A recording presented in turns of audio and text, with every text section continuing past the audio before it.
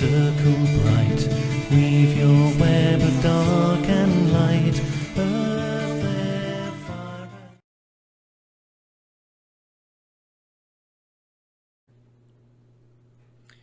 Good morning, everyone. Welcome back to Which is the Moon. I'm your Monday hostess, Natalie, and this week our topic is parallel paths.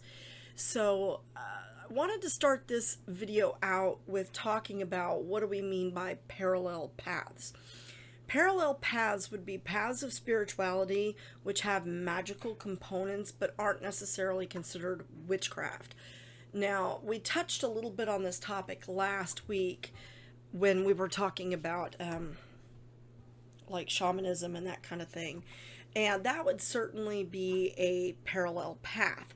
Since there are so many different parallel paths such as hoodoo, voodoo, shamanism of different sorts, Kabbalism, the Kabbalah and that kind of thing, I wanted to focus my video on a shamanic path to which I was recently initiated. Last year I completed the initiation process, and that is the Munai-Ki. The Munai-Ki is a shamanic path from Peru. Its origins are in Peru. It is founded in the Incan and Mayan civilizations. It is a path that has been handed down for many, many, many generations, and for a long time was guarded within that culture. However, recently, a few years ago, one of the shamans from one of the tribes that still exists within Peru had a revelation that it was time for this path to be opened and taught within the world as a whole. And at that point in time, the person that I was initiated by received the initiation. She is a witch out of Australia. Her name is Sharon Rommel. She received her initiation directly from the medicine woman and was told to go forth and teach it to others. And we were instructed to go forth and share this path with others who wanted to know more and be a part of it. What I want to talk about is some of the similarities and differences between the shamanic path of the Munai-Ki and the 9 rites of the Munai-Ki versus traditional modern witchcraft. Modern traditional witchcraft, MTW, I think is kind of how everybody's labeling it these days. It is a spiritual path that is grounded in nature, just as modern traditional witchcraft is. It is a nature-based path, one that connects you to the goddess as well as the god. They recognize multiple spirits and deities.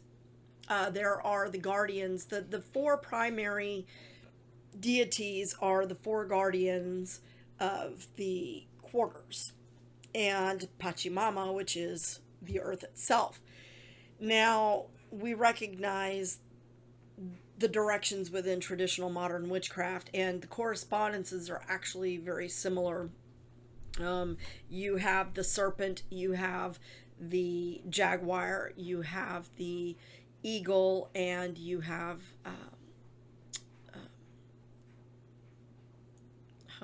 just totally blanked. That doesn't look too good, does it? I'm sorry, guys. I'm having a heck of a week, and my head's kind of all over the place. I'm sorry. But there, you have those same kinds of guardians, and they're utilizing the same spirits of animals that we tend to use in modern traditional witchcraft. So it is a path that is very akin to that. The rites are fired, meaning there is a ritual, a ceremony, which also is very similar to what we see in witchcraft. We hold a lot of stock in ritual and in keeping a tradition. The reason that ritual is so important in the practice of the craft, particularly around the Sabbats, is that it grounds you, right? It's a method of expression and gratitude to the powers that be for what we have. Ritual is a stylized way of giving that kind of gratitude and thanks and connection. It connects us. And so ritual is used very often to ground and to fire the rights within you. And we also have bands of energy that surround us that we incorporate and activate around us. Sharon took an interesting perspective. She kind of put a little spin to it, which she incorporated the chakras, which the chakras are something that many modern witches utilize or recognize as the energy points within the body system that correspond to major organs, where we feel that energy is brought into the body and set out from the body with regards to specific things. Like your root chakra has to do with your feeling of connection and grounding and family. Your sacral chakra deals with pleasure. Your it surrounds the sexual organs. It's your creativity, your all of that. And then you have your personal power, which is your energy center, which is the solar plexus chakra, your heart chakra, higher heart chakra. You all know all that already. Sharon incorporated that into the initiation process for the Moon Eye Key, which I thought was an interesting way to tie multiple beliefs into what is really one system. It's kind of interesting, actually, how she does it. So, the 9 rights of the Moon Eye Key are fired within you once the bands of power are activated around you and around the chakra system. So, in some way, the cultures that recognize those energy centers, which I found interesting because that's really more of a Hindu kind of belief. So it's an incorporation, which goes back to what I talked about last week about how we often incorporate things that resonate with us from other practices that may not necessarily be traditional, modern traditional witchcraft, going back to like England or Italy or someplace like that. The thing is that there have always been magical practices in multiple cultures, European, non-European, around the world. You had the Celts who were practicing magic at the same time as the witches of Italy.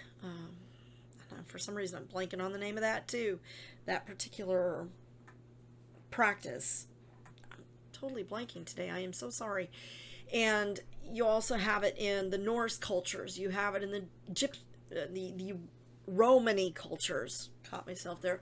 The Romani cultures have a practice, magical practices. You have the Jewish mysticism. You have Christian mysticism, which are really magical practices that connect to the powers that be.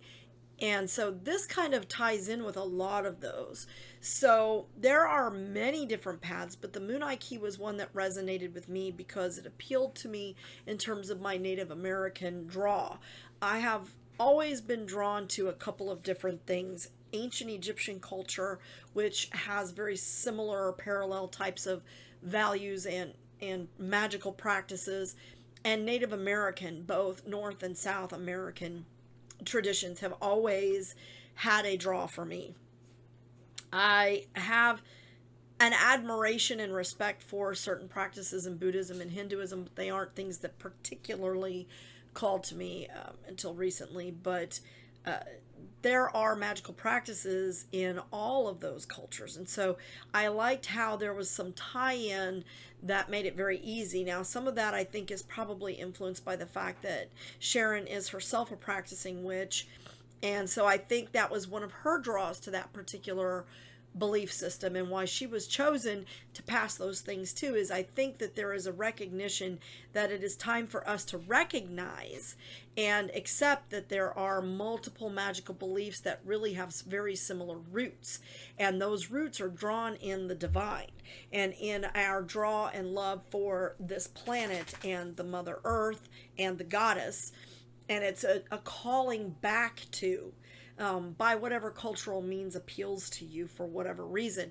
I believe that we have lived multiple lifetimes. Our soul has been, I don't want to say recycled, but we are sent back because I do believe that we are learning what it is like to be human, and that we must experience every aspect of that, good and bad, in order for us to grow spiritually as a soul. And that once we have achieved that goal, we are rested in the summerland, or we are able to guide others, I guess would be a good way to put that. That's my personal belief. You don't have to share that belief, but that's what I believe. And I think that there's enough evidence from people that have experienced different things that it kind of backs up what I believe. I mean, there's a reason why I believe what I believe, I guess is what I'm saying. I'm not saying you have to believe it. I'm saying there is a reason why I believe what I believe. So these parallel paths, the Moonai Key, if you're interested, Sharon does teach it through the Udemy platform. She's very approachable. She has a group on Facebook where if you have questions or you're needing something deeper, she is able to connect with you personally. She has become a personal friend of mine and a mentor, and I really have delved into it. And in fact, once you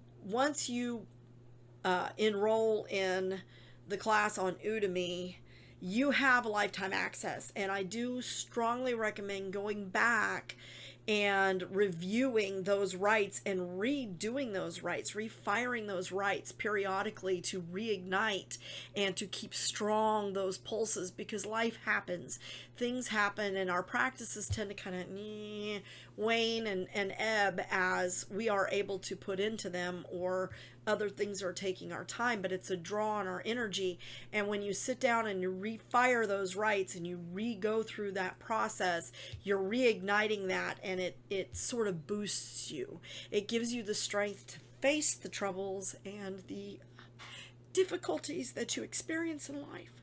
So it's just a path that I have found works well for me. So I would encourage you to explore and to look at other paths and understand that traditional modern witchcraft, or modern traditional witchcraft, is not a pure practice. It really isn't. We don't have enough documentation that is legitimate to really piece together everything except what's been passed down, because some of it has continued to be passed down. And so we need to take from it what spirit calls to us and what appeals to us, and take that and work with it. So look into that. It is the 9 Rites of the Moonai Key. Sharon Rommel is the person that I learned from, but there are other teachers out there.